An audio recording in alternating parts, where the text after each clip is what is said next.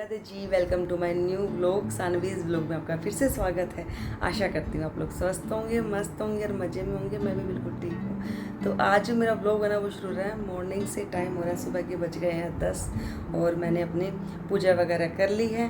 घर पे जो पूजा करते हैं वो कर ली है। अभी जाऊँगी मैं मंदिर। क्योंकि आज है वट सावित्री की पूजा। आज अमावस्या 16 तारीख है और आज होती है हमारी वट सावित्री की पूजा।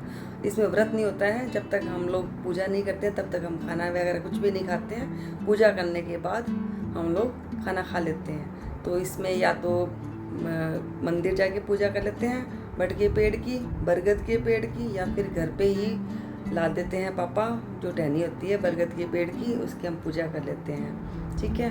और इसकी पूजा क्यों की जाती है तो आप सभी को पता होगा ना। वो माता सावित्री ने अपने पति के प्राणों को वापस लाने के लिए बरगद के पेड़ के नीचे बैठ की तपस्या की थी और यमराज से वापस लेके आई थी उनके प्राण। और बरगद के पेड़ की पूजा क्यों की जाती है? क्योंकि बरगद के पेड़ में ना तीनों शक्तियाँ ब्रह्मा विष्णु महेश का वास होता है और इनकी पूजा करने से तीनों शक्तियों की एक साथ ही पूजा हो जाती है। ठीक है। और अगर ज़्यादा जानकारी आपको लेनी है इसके लिए तो आप गूगल में सर्च कर सकते हो। मुझे कोई किसी चीज़ की ऐसे किसी चीज़ के बारे में आजकल पता करना होता ना तो मैं गूगल पे ही जाती हूँ सीधा ही और वहाँ से सही जानकारी मिल जाती है। ठीक है। तो इतनी जानकारी मैंने आपको दे दी है। इससे ज़्यादा जानकारी आपको लेनी है तो आप जाइए गूगल पे सर्च मारिए। ठीक है। तो अभी बस घर की पूजा हो गई है और नाश्ता वगैरह भी कुछ नहीं बनाया है मैंने, क्योंकि आज सैटरडे है, बच्चों की छुट्टी है। और सबसे पहले जाएंगे हम लोग पीटीएम में, बेटे की पीटीएम है आज। पीटीएम से आने के बाद फिर जाएंगे मंदिर, फिर आने के बाद बनाऊंगी मैं खाना। ठीक है। तो अभी पतिदेव जाकर बैठ गए हैं गाड़ी में, हॉर्न बजा रहे हैं और मुझे भी जाना है अभी। तो मिलती हूँ आपसे मैं बाद में। वाल भी कर गए हैं। ठीक है। तो मंदिर में मिलते हैं आपसे। ठीक है।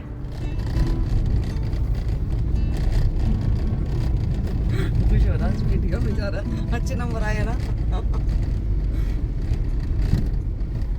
आज तो मैडम तारीफ करेगी, है ना? क्या बोलेगी?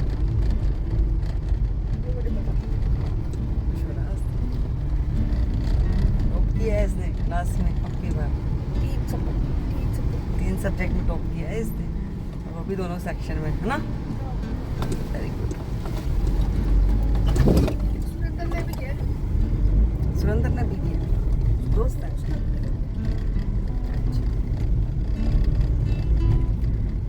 तो भाई जितनी बार हम जाते थे उतनी बार इसकी शिकायतें सुनने को मिलती थी। आज पहली बार खुशी मिलेगी, नहीं तो इसकी शिकायतें शरारतें करता है, शरारतें करता है, शरारतें करता है। शरारतें करनी चाहिए बच्चों को, पर साथ में पढ़ाई में भी ध्यान देना चाहिए, है ना? अभी बड़ी क्लास में आ रहा है ना इसलिए। तो फ्रेंड्स अभी हम लोग आ गए थे बेटे की पीटीएम से और फिर आ गए थे मंदिर में और टाइम हो गया था 11 बज गए थे और बहुत ज़्यादा भीड़ हो रही थी और मुझे बहुत ज़्यादा प्यास भी लगी थी। तो जब तक पूजा करेंगे तब तक पानी नहीं पी सकते हैं। ठीक है। तो जल्दी जल्दी सोचा था मैंने पूजा कर लूँगी और यहाँ पे हम लोग आ गए थे। बेटे को मैंने मोबाइल पकड़ा दिया था कि हमारी वीडियो बना देना पूजा करते की, और उसने बहुत अच्छी वीडियो बनाई है, आप देखना आगे। ठीक है। तो यहाँ पे ये मंदिर है ना बहुत बड़ा है और इसमें ना बट के बहुत से पेड़ हैं। तो अंदर अगर जाते ना तो बहुत ज़्यादा भीड़ थी, मतलब पूजा करने का मतलब जगह नहीं मिलती है। पर यहाँ पे ना घुसते ही बट का पेड़ था और यहाँ पे थोड़ी सी लेडीज बैठी थी पूजा कर रही थी। तो पतिदेव बोले आप यहीं पे बैठ के पूजा कर लो और फिर मैं जाता हूँ गाड़ी में, वहाँ पे आप मिल जाना मुझे।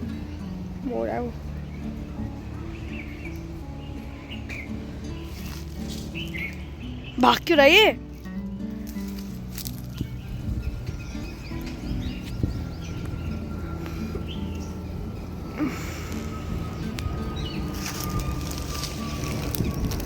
बहुत सारे लोग आ रखे हैं यहाँ पे। और गाइस तुम ये देखो तालाब, यहाँ करिए मंदिर पूजा। सारे एक्चुअली हम पूजा कर गए। ये देखो सारे कबूतर जाके वहाँ बैठ चुके हैं। 6:30 यार यहाँ पर।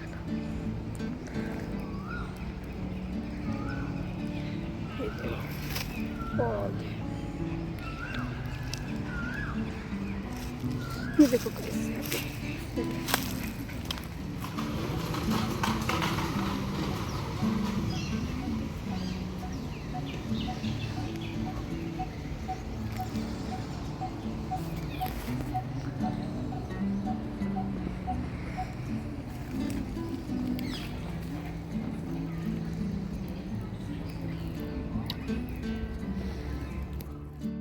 तो मंदिर में आते ही ना मैंने मोबाइल दे दिया था बेटे को कि हाँ ना हमारी अच्छी अच्छी वीडियो बना देना।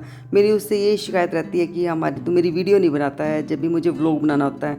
सब अपने ना मम्मी की इतनी हेल्प करते हैं वीडियो वगैरह बनाने, तो बोला मम्मी ठीक है आज मैं बनाऊँगा आपकी वीडियो। तो मैंने मंदिर में घुसते ही उसको मोबाइल पकड़ा दिया था कि हमारी अच्छी अच्छी वीडियो बना देना। और वो मंदिर में घुसते ही इधर उधर चला गया, बस कभी मोर दिखा रहा है, कभी कुछ दिखा रहा है, तालाब दिखा रहा है। और फिर मैंने उसको आवाज़ लगा के बोला कि हमारी वीडियो तो बना ले, मैं पोस्ट क्या करूँगी, दिखाऊँगी क्या कि क्या पूजा की है मैंने। तो यहाँ पे बस उसने थोड़ी सी क्लिप ली थी जो मैं आपको दिखा देती हूँ। तो यहाँ पे ये 3 देरानी जेठानी थी जो साथ में पूजा कर रही थी और कथा कर रही थी।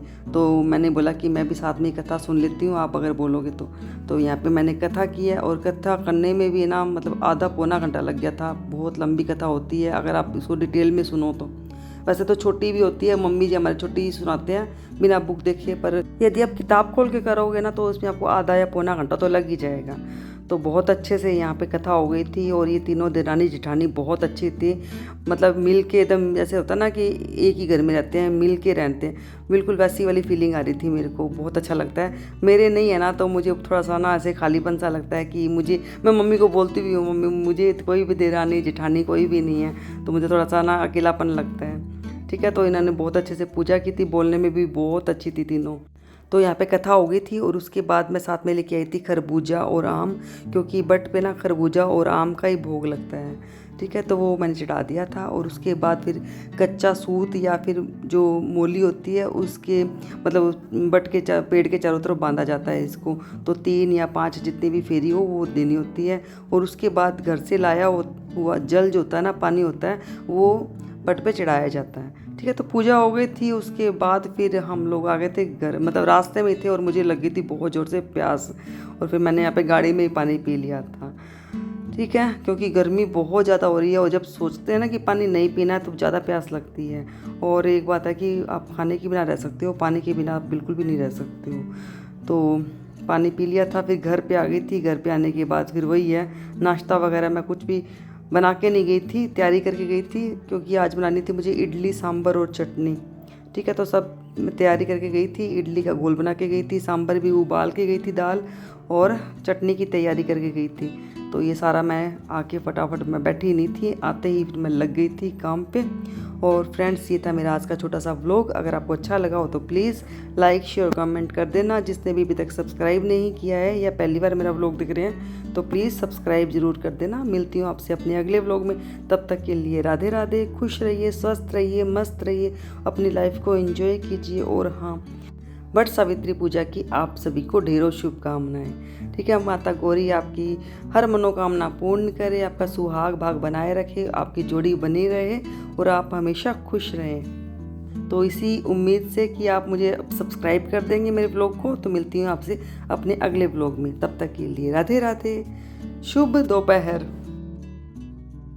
मेरा ना अभी भोग लगेगा ना बिट्टू, लाया नहीं क्या अपने लगाने के लिए तो प्लेट लगा रही हूँ कान्हा जी को। तुलसी मत डालना, क्या तुलसी के पत्ते, तुलसी पत्ते नहीं होते, ये करी पत्ता ही है। तुलसी के पत्ते मत डालना। तुलसी के पत्ते बिना तो भोग नहीं लगता ना कान्हा जी, तुलसी के पत्ते से ही भोग।